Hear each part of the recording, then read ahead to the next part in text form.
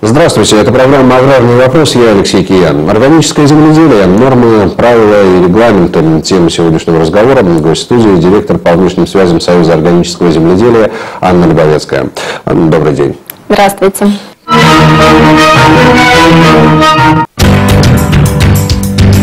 Союз органического земледелия – общественная некоммерческая организация, независимая и политически неангажированная. Цели и задачи Союза – устойчивое развитие в России органического сельского хозяйства, создание механизмов повышения доходов и уровня жизни на селе, улучшение экономического развития сельских территорий, всесторонний обмен знаниями и опытом в профессиональной среде. Союз создан в феврале 2013 года и на сегодня насчитывает более 100 партнеров.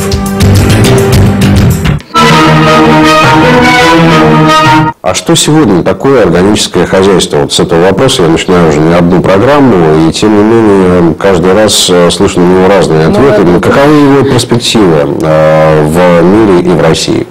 Органическое сельское хозяйство – это новый, очень перспективный метод ведения сельского хозяйства, который направлен на здоровье, в первую очередь на здоровье людей, экосистем и почв. То есть это тот способ сельского хозяйства, который исключает применение технологий интенсификации, как ГМО, антибиотики, гормоны роста, химические средства защиты растений, химические удобрения и при переработке синтетические пищевые добавки. Вот вкратце, что такое органическое сельское хозяйство. У него совершенно иной фундаментальный принцип, то есть не использование земли с целью максимально выкачать из нее все, а наоборот рациональное ее использование с целью получить с минимальными потерями для экологии урожай с хорошим уровнем дохода.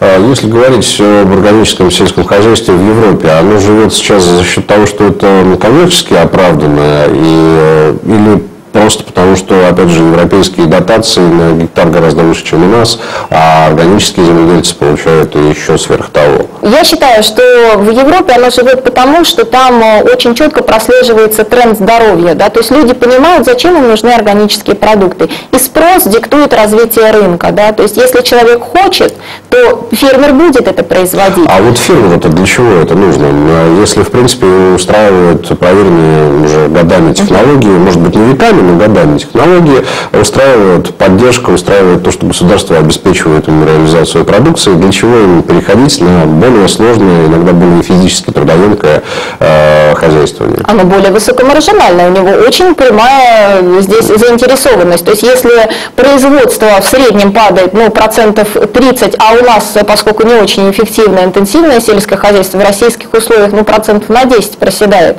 производство прибыли увеличивается до 300%. Вот вам и выгода для фермера. В России сегодня в таком случае есть ли люди, которые действительно ради выгоды переходят на эти формы хозяйствования? Или в России это больше экологическое, идеологическое движение? Вы знаете, и то, и другое, причем в равной степени. Вот удивительно, но в основном все-таки органическим сельским хозяйством занимаются те люди, которые по убеждениям разделяют принципы экологии, здорового образа жизни. То есть им это близкая технология. Плюс они видят в этом и коммерческую составляющую. То есть и то работает. Кроме того, есть огромное количество людей, которые сегодня, может быть, не производят органическую продукцию, но тем не менее эту продукцию таковой считают. Я говорю о дачниках, я говорю о тех, кто производит в личных подсобных хозяйствах какую-то продукцию. Так ли это на самом деле? Можно ли ее действительно считать органической? Это сложный вопрос. В каждом случае нужно смотреть, потому что единые системы какого-то контроля качества, единых определений у нас сейчас в России не существует, поэтому каждый может и вправе понимать под этим все, что угодно. Да? То есть, если мы приходим к дачнику, а он что-то там в противогазе поливает свои растения и при этом кричит, что у него экологическая продукция, и он сейчас, получается, по нашей юридической ситуации прав. И тот, кто действительно производит экологическую продукцию, он ее по праву производит, да, но, по крайней мере, пока только называет, потому что, в общем... Каждый вкладывает в понятие все, что угодно. Кто без ГМО, кто кто без химии, кто без того, кто без всего, но в полном комплексе, как правило, это достаточно небольшой объем органической продукции, все-таки настоящий, такой, который вот по всем правилам производится. Ну, а все-таки об объемах в таком случае, об объемах того, что происходит в сфере органического земледелия в мире, скорее всего, да, потому что в России, наверное, посчитать довольно сложно. Ну, в России, да, посчитать довольно сложно. Значит, в России у нас сейчас по оценкам Евромонитора рынок органической сельскохозяйственной продукции составляет около 4 миллиардов рублей. По оценкам Союза органического земледелия эта цифра больше, потому что мы туда включаем как раз тех фермеров, которые по факту производят органическую сельскохозяйственную продукцию. И если их вывести из тени, то мы получим цифру в 100 миллиардов рублей. Вот. Что касается объема рынка органического в мире, то он растет невероятными темпами. Это единственный рынок с таким устойчивым трендом роста на протяжении последних больше чем 10 лет. То есть он несмотря на кризис? Несмотря на кризис. То есть в кризис продажи просели, но не упали. Это был единственный сегмент рынка продовольствия, который не сильно просел. Вот, и вообще не ушел в минус. Да, то есть если темпы роста в среднем колеблются в пределах от 10 до 30% ежегодно. И он продолжает набирать обороты. То есть, соответственно, сейчас вот американцы, допустим, я знаю, они столкнулись с тем, что у них не хватает уже количества земель под органику, они ищут уже землю в других регионах, то есть они уже и на нас посматривают. Вот, так же, как и китайцы. Китайцы за последние 10 лет сделали невероятный рывок в органическом сельском хозяйстве. Да?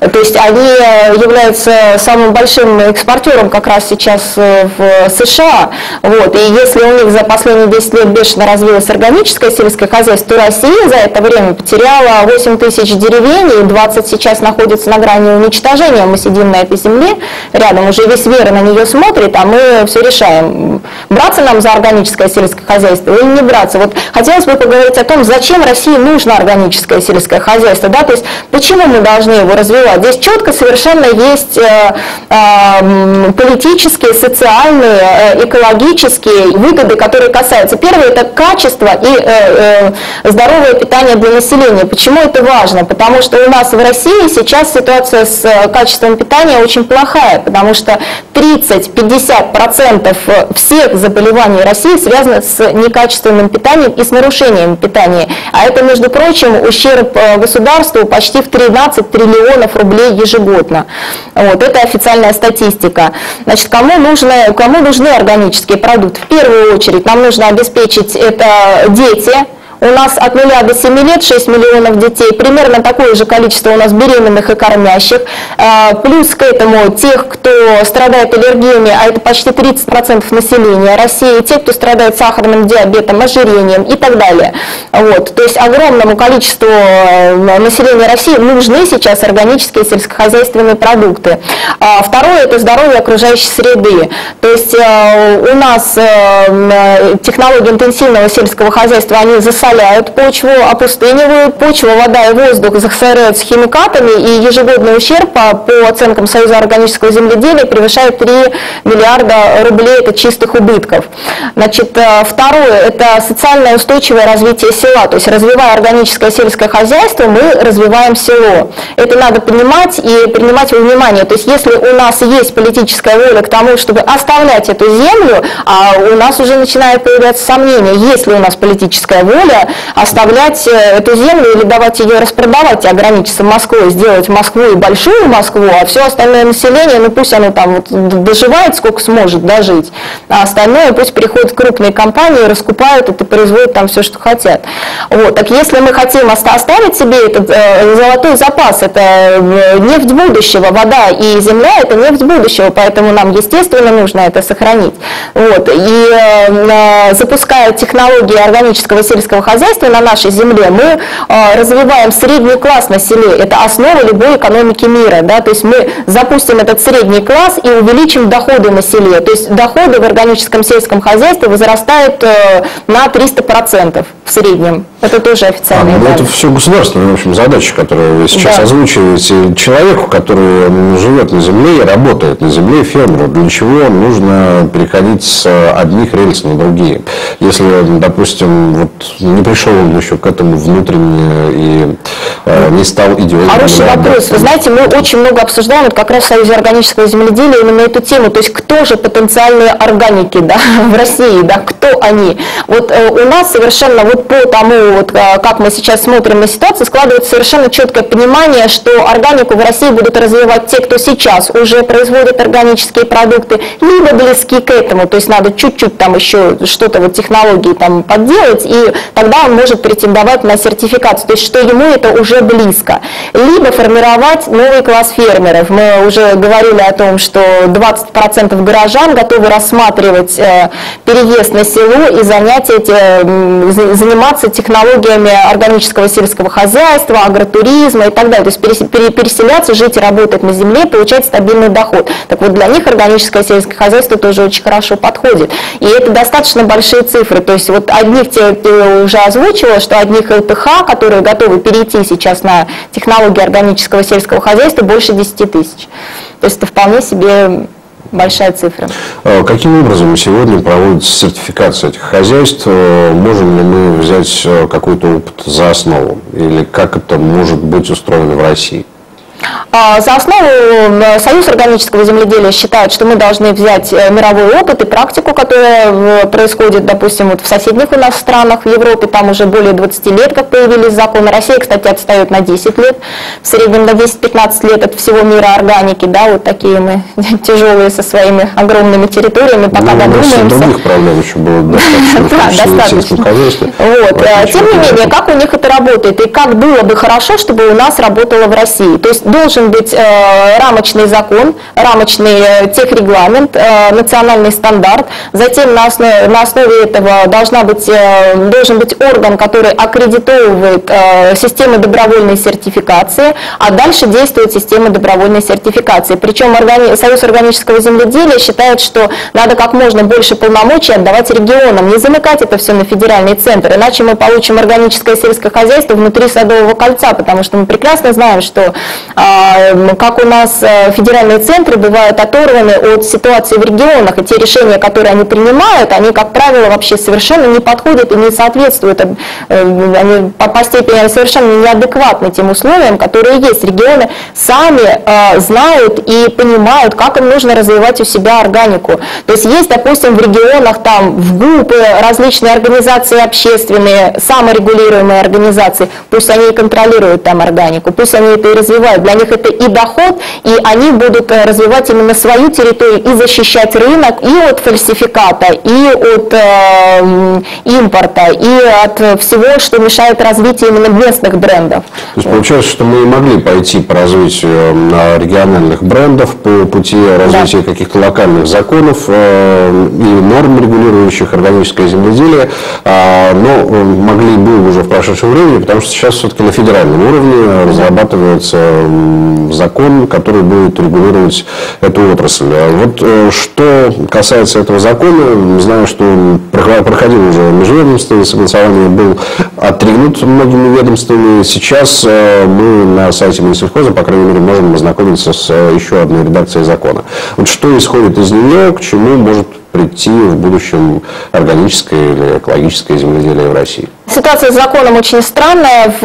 Осенью на межведомственном согласовании был совершенно иной закон. Он был менее проработан юридически, но он был лучше для отрасли. Тот закон, который мы увидели, явился для Союза органического земледелия большой неожиданностью и очень большим расстройством, потому что в нем мы видим откровенное ограничение этой отрасли. Это абсолютно четко антироссийский закон, который не даст развиваться органике в России. И вот почему. Да? То есть давайте пройдемся по пунктам. То есть контролировать весь рынок органического сельского хозяйства предполагает, что будет некий федеральный орган, уполномоченный правительством Российской Федерации, как прочитали мы в газетах, это будет Россельхознадзор.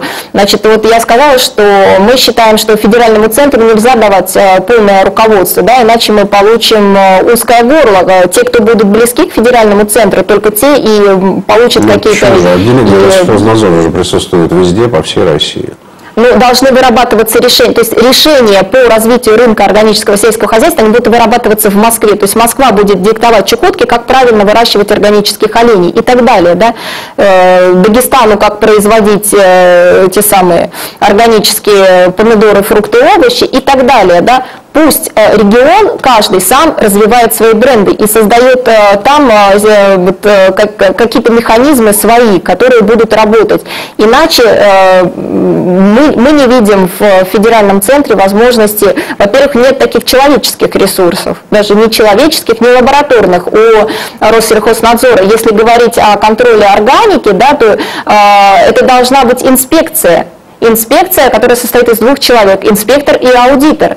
Да, инспектор – это человек, который все проверяет, да, правильное заполнение документов и так далее. И с ним едет еще эксперт. Это натасканный человек, который опытным взглядом сразу по производству видит. Он видит, что здесь проехались колесики трактора, который распылял там удобрения, еще какие-то нюансы, такие, которые не видны обыкновенному человеку. Откуда у Россельхознадзора сейчас такое количество штатных сотрудников, которые будут инспектировать? У нас нигде этому не учат.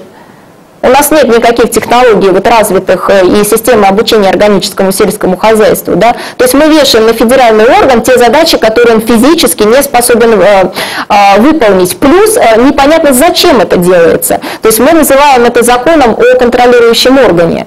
То есть этот закон сделан для того, что вот хочет Россельхознадзор себе какой-то новый доильный станок, вот давайте сделаем доильный станок из органического сельского хозяйства. Прекрасно. Запустим туда инспекторов, и они будут все решать. Причем в этом законе нет понятия сертификации. То есть все будет полностью контролироваться вот этими некими чиновниками. Еще и по непонятным совершенно правилам. Правил контроля продукции в законе не прописано. То есть приходит чиновник на производство и говорит, а мне не нравится, а я не даю вам сертификат. И все, там очень много экспертной оценки. И вот в мире это руководствуется именно рыночными механизмами, там, где люди заинтересованы, там, где у них нет возможности проявить вот какое-то свое самоволие, да, и сказать, что а вот не хочу и все. А наши чиновники могут, пожалуйста. При этом, вот опять же, европейский закон довольно четко прописывает те правила хотя бы, да, которые сейчас исполняются теми людьми, которые занимаются выращиванием там, биоорганической или органической продукции. А где, если речь идет о животноводстве, четко прописано все, вплоть до того, какие корма и содержащие какое количество чего можно использовать для корма животных, расстояние между стойлами и так далее и тому подобное. Это все расписано довольно подробно, и если человек исполняет все эти, собственно говоря, правила, то претензий от того человека, который дает ему сертификат, у него быть не должно. А вот в России насколько подробно можно и возможно ли вообще прописать правила для производства органического продукта? Как вот эта система должна работать? То есть должны быть федеральный орган, который аккредитовывает у себя систему сертификации. А дальше по всей России развиваются системы добровольной сертификации, саморегулируемые организации, которые и занимаются контролем, а федеральный орган контролирует эти организации, хорошо ли они инспектируют, и между ними начинается конкуренция, и они друг друга тоже инспектируют, и потребители инспектируют, да, то есть и фермеры друг друга инспектируют, то есть должны работать рыночные механизмы. Вот, и регион должен решать, вот Ульяновская область, она решает, вот нравятся нам эти и эти сертификаторы, вот с ними мы заключаем договор и предлагаем своим фермерам. Мы их пускаем на свою территорию, мы им доверяем, нам они нравятся. Значит, фермеры, все сюда, вот вам список, выбирайте. Фермеры у них сертифицируются, дальше каждый засертифицированный фермер попадает в государственный реестр. Пусть будет государственный реестр, который есть в этом законе. Пусть будет государственный реестр и на всю производимую продукцию. Пусть вот этот федеральный центр этим и занимается. А на местах должны работать именно рыночные механизмы. Вот, тогда эта система рабочая и бесплатная для государства. Зачем мы сейчас вдруг для государства вешаем такую нагрузку? Это же сколько денег надо на эти инспекции.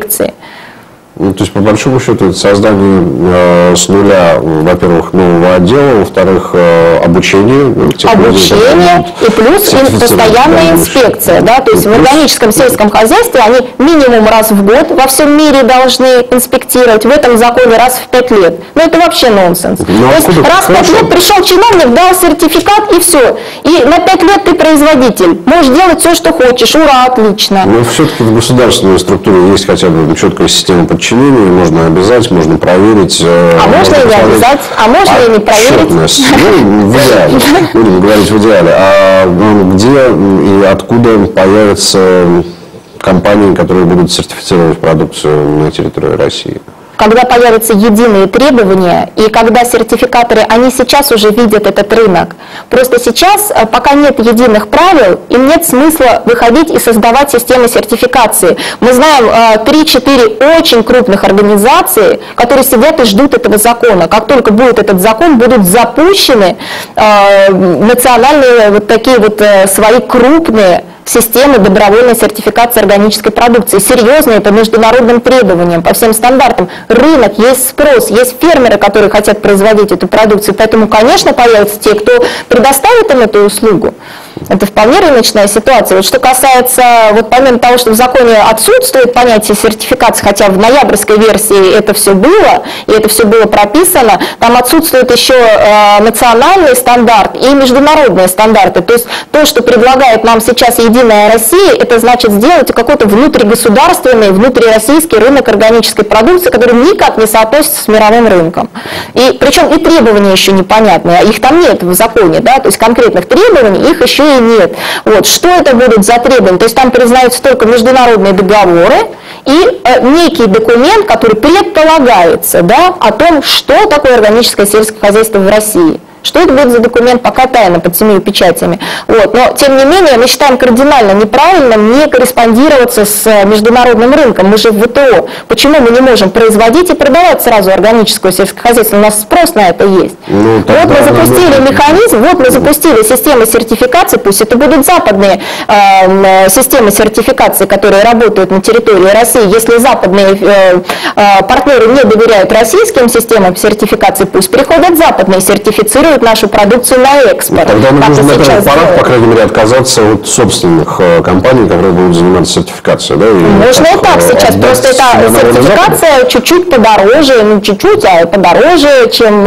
российская система сертификации будет. Вот и все, это большая разница для фермера. Заплатить ему 30 тысяч за сертификацию продукции, за каждый вид продукции, или 100 тысяч, да?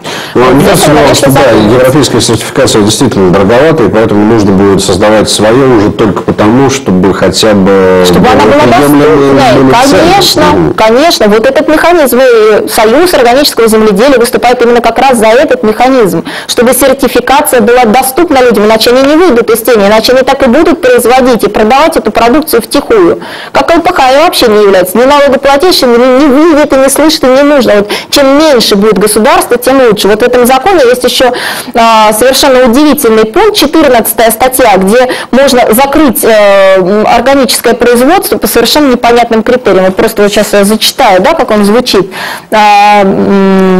При остановлении производства органической сельскохозяйственной продукции осуществляют уполномоченные правительством Российской Федерации органы исполнительной власти в установленными им порядке в случае выявления нарушений ведения органического производства и установления несоответствия требованиям, предъявленным к условиям производства органической продукции, либо выявление продукции, не соответствующей требованиям законодательства Российской Федерации о безопасности пищевой продукции международным обязательствам. То есть, если кому-то что-то не понравится, он приходит и говорит, я закрываю, то есть не перевожу ваше предприятие в другой статус. Здесь написано, что кто нарушает правила, но правила действительно должны быть созданы. Правила должны быть созданы, но я еще раз говорю, что именно в органическом... На чей счет, на чье усмотрение приходится? На чье усмотрение. Нарушаешь вот. Правила. Об этом и речь, что у нас усмотрение федерального органа, который может прийти, субъективно сказать, что «а мне не нравится», и закрыть. То есть не перевести в статус, то есть вот вы не соответствуете требованиям органического сельскохозяйственного производства, вы теряете статус производителя органики, а закрыть, то есть вообще ликвидировать ваше предприятие. То есть вы должны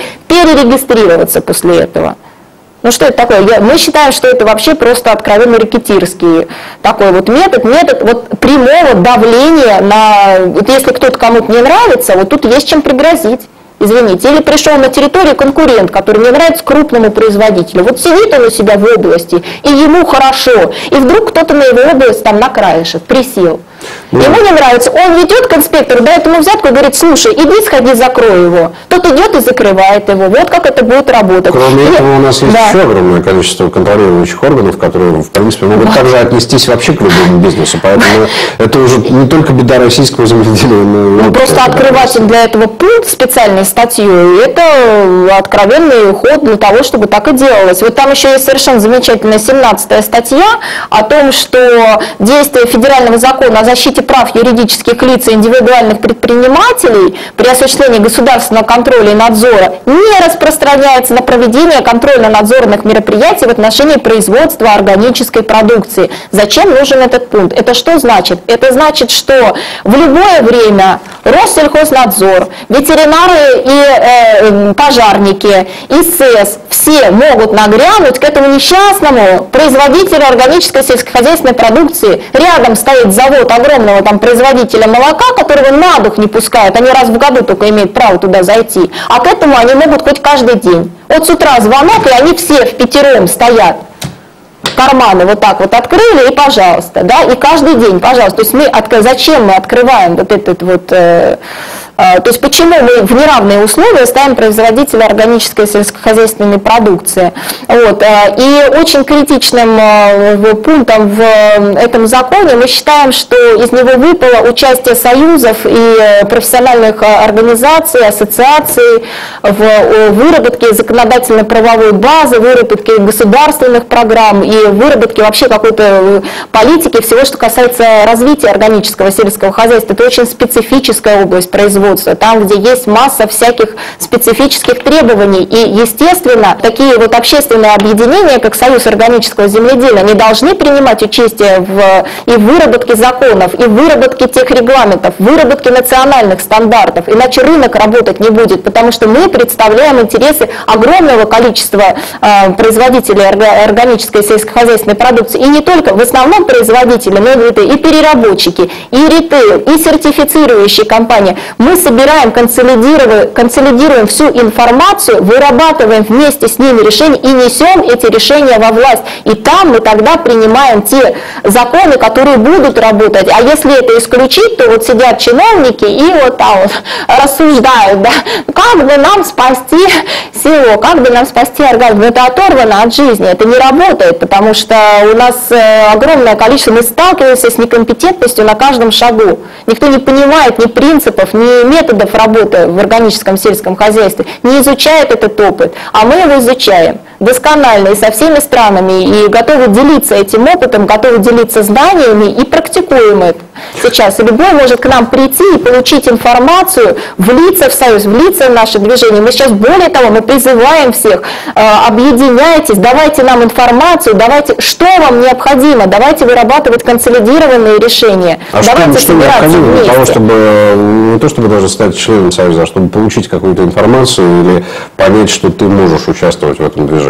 Вы знаете, вот мы не ставим никаких ограничений. Хочешь быть официальным членом союза, у нас минимально вообще возможный взнос 3000 рублей. Не хочешь платить деньги, вступай в общественное. Мы даже специально создали при союзе общественный совет для тех, кто просто хочет вот принять участие и поучаствовать. Мы полностью открыты. Мы провели уже первую всероссийскую конференцию «Органическое сельское хозяйство. Новая экономика российского села», и она показала огромный интерес к этой области. И это было похоже, как в темной комнате включили свет, потому что даже крупные производители, которые уже по 5-10 лет существуют на этом рынке, они не знали о таких же крупных, которые тоже по 5-10 лет существуют на этом рынке. Это было такое открытие для них, это надо было видеть их лица и глаза, когда они сказали: слушайте, так мы не единственные, оказывается, есть, оказывается, вот, оказывается. То есть было сделано огромное количество открытий. Сейчас они между собой начали взаимодействовать, и сейчас пошли какие-то вот и бизнес-контакты, и связи, и развитие это все получает. И как накатанная волна, и вы себе не представляете, какие страсти кипят вокруг Союза органического земледелия. Мы уже за этот месяц 2 попытки рейдерского захвата пережили, да, то есть оказалось, что это совсем не тихая гавань, а, в общем-то, там очень серьезные интересы. И люди с большими и с очень большими деньгами заинтересованы в развитии этого рынка. И есть много, мы выступаем за то, чтобы развивались и крупные, и мелкие, и средние. При этом при понятных и прозрачных правилах игры. Да. Благодарю вас за то, что пришли к нам в студию. Я напомню, что вы смотрели программу «Аграрный вопрос». Гостем сегодня была директор по внешним связям Союза органического земледелия Анна Любовецкая. Я Алексей Киян. Успехов, добрых дел. До встречи на Агро ТВ.